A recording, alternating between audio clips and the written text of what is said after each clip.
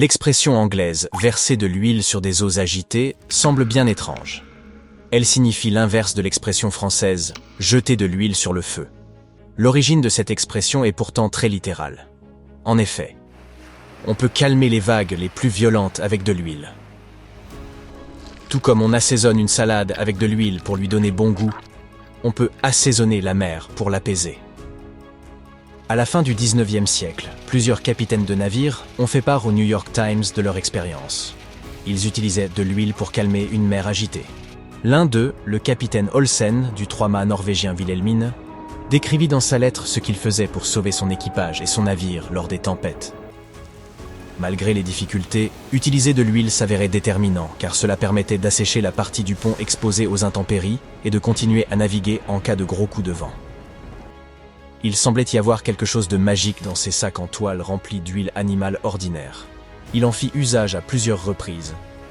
Et, à chaque fois, la technique fonctionna à merveille.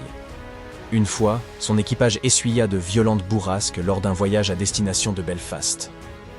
Ces coups de vent faisaient bon des ravages, mais ils parvinrent à rester en sécurité grâce à cette ingénieuse invention.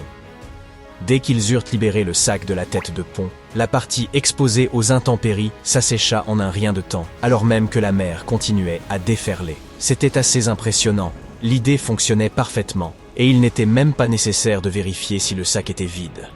Une vraie planche de salut. Leur bateau était encore secoué de temps à autre et prenait l'eau par un côté, mais sans cette astuce, les choses auraient été bien pires.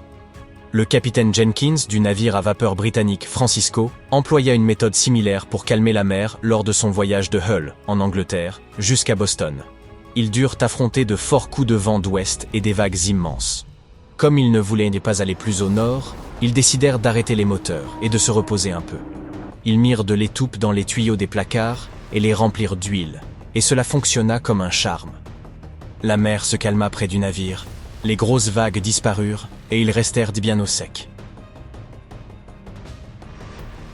Au total, 12 capitaines racontèrent qu'ils avaient utilisé de l'huile avec succès contre les vagues violentes, et un seul déclara que cela n'avait pas fonctionné comme prévu. L'huile de tempête, ainsi que la nommaient les marins, était une méthode éprouvée pour protéger l'équipage, la cargaison et le bétail des rudes conditions maritimes.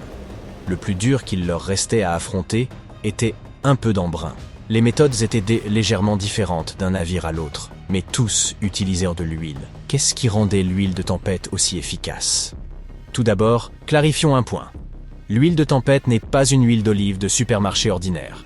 Pour être vraiment efficace, l'huile doit avoir une consistance épaisse, presque insoluble dans l'eau. Techniquement, elle agit comme un tensioactif. Cette pratique est très ancienne et on l'utilise depuis des siècles. L'homme verse de l'huile pour calmer les vagues de l'océan depuis l'Antiquité. On en déversait à la surface des mers pour réduire l'intensité des vagues et faciliter les opérations de sauvetage et la navigation. Cette huile s'accumule à la surface et crée un gradient de concentration qui augmente la dispersion et l'amortissement des vagues en mouvement. Autrefois, les navires à vapeur et les canaux de sauvetage de tous les pays devaient transporter de l'huile de tempête. Et cette pratique s'est poursuivie jusqu'à la fin du XXe siècle. Elle figurait dans le manuel de formation du service maritime des États-Unis, un élément indispensable pour les embarcations de sauvetage. Les navires britanniques furent obligés d'en transporter jusqu'en 1998. Souvent, on utilisait de l'huile végétale ou de l'huile de poisson pour des raisons économiques. Cependant, ces options n'étaient pas aussi efficaces, car la consistance de l'huile était absolument essentielle. L'huile de tempête a un effet amortisseur sur l'eau. Elle absorbe une partie de l'énergie des vagues.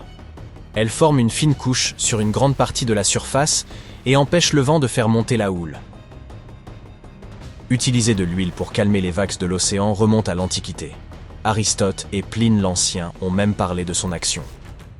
Benjamin Franklin a étudié les propriétés calmantes de l'huile sur les vagues lors de ses voyages en Angleterre au XVIIIe siècle. La correspondance entre Franklin, William Brown Rigg et Sir John Pringle a permis d'approfondir l'étude de ce phénomène. Agnes Pockels a également contribué de manière significative à l'étude des huiles de tempête grâce aux expériences qu'elle a menées en Allemagne. Elle a suggéré que l'effet calmant de l'huile sur l'eau ne se limitait pas à la réduction de la tension superficielle. L'huile change définitivement la donne lorsqu'il s'agit de calmer les mers agitées. Mais n'importe quelle huile ne fait pas l'affaire. Il faut utiliser le bon type d'huile et l'appliquer de la bonne manière. Oubliez l'huile de moteur et les autres produits pétroliers. Ils ne sont pas efficaces. Les huiles de poisson sont ce qu'il y a de mieux, en particulier les huiles épaisses. Le problème, c'est qu'on n'en transporte plus de nos jours, et les marins doivent donc se servir d'huile de moteur et d'huile de soute.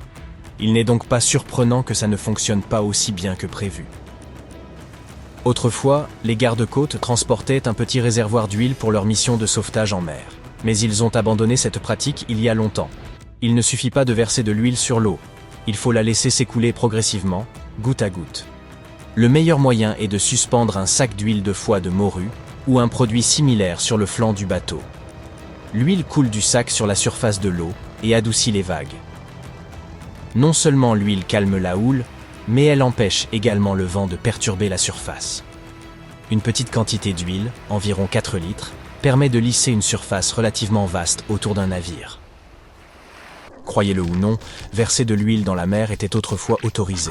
Les navires à vapeur et les canaux de sauvetage devaient être équipés d'un dispositif permettant d'évacuer lentement leur huile en cas de tempête. Les canaux de sauvetage du Titanic étaient soumis à la loi britannique de 1894, stipulant qu'ils devaient transporter de l'huile en cas de mauvais temps. Et maintenant, place à la science. L'huile diminue la tension superficielle de l'eau, empêchant ainsi les vagues de se briser. En ajoutant une couche invisible sur l'eau, vous la rendez plus souple. Lorsque vous versez de l'huile dans de l'eau, les molécules ne s'agglutinent pas. Elles s'étalent pour former une couche très fine. Ces molécules d'huile font des acrobaties. Elles se renversent et s'alignent sur les molécules d'eau, comme des aimants. Cela crée un film à la surface de l'eau qui n'a plus qu'une molécule d'épaisseur. Vous pouvez vous-même déterminer la taille d'une molécule d'huile en essayant cette méthode. Par exemple, en utilisant une petite cuillère, vous pourrez étaler un énorme tache d'huile sur de l'eau. Si vous faites le calcul, vous verrez qu'une molécule est incroyablement petite. Habituellement, le vent crée des vagues en déplaçant la surface de l'eau, mais une couche de molécules d'huile suffit à créer une membrane et à empêcher le vent de créer des vagues. Cette astuce plutôt cool a été utilisée par un grand nombre de gens tout au long de l'histoire, pour différentes raisons. J'ai déjà mentionné que Benjamin Franklin avait étudié ce phénomène, mais il aimait aussi faire des farces. Il prétendait pouvoir calmer un lac agité d'un simple coup de canne.